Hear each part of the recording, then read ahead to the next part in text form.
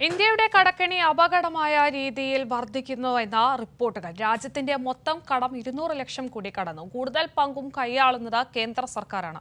അതേസമയം കേരളത്തെക്കാൾ ഗുജറാത്ത്, മഹാരാഷ്ട്ര ഉൾപ്പെടെയുള്ള സംസ്ഥാനങ്ങളിലെ കടമെന്ന റിസർവ് ബാങ്കിന്റെ റിപ്പോർട്ട് വ്യക്തമാക്കുന്നു. കേരളത്തിന് സാമ്പത്തിക പ്രതിസന്ധി എന്ന പ്രതിപക്ഷം ആരോപിക്കുമ്പോഴും രാജ്യത്തിന്റെ പൊതുകടം വലിയ തോതിൽ വർദ്ധിച്ചിരിക്കുന്നത് കണക്കുകളിൽ നിന്ന് വ്യക്തം.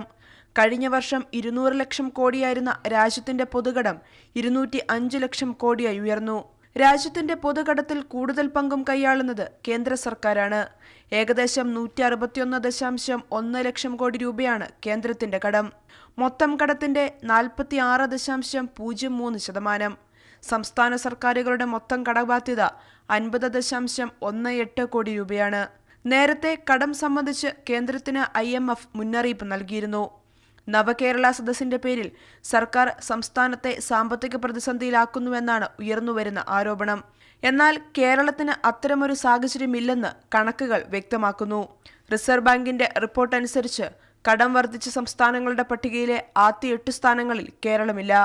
ഏറ്റവും കടമുള്ള സംസ്ഥാനം തമിഴ്നാടും രണ്ടാമത് ഉത്തർപ്രദേശുമാണ്. വ്യാവസായിക മേഖലയിലും മാനുഫാക്ചറിംഗ് സെക്ടർ മേഖലയിലും ദേശീയ ശരാശരിയേക്കാൾ മുമ്പിലാണ് കേരളത്തിന്റെ സാമ്പത്തിക വളർച്ച. ആളോഹരി വരുമാനത്തിലും പ്രതിശീർഷ വരുമാനത്തിലും മുന്നിൽ നിൽക്കുന്നു. തനത് വരുമാനം കേരളം വർദ്ധിപ്പിക്കുകയാണ് ചെയ്യുന്നത്. സംസ്ഥാനത്തിന്റെ വരവ് ചെലവ് അനുമാനങ്ങളെ താളം തെറ്റിക്കാനും സാമ്പത്തിക സ്തംഭനാവസ്ഥ സൃഷ്ടിക്കാനുമാണ് കേന്ദ്ര സർക്കാർ ശ്രമിക്കുന്നത്.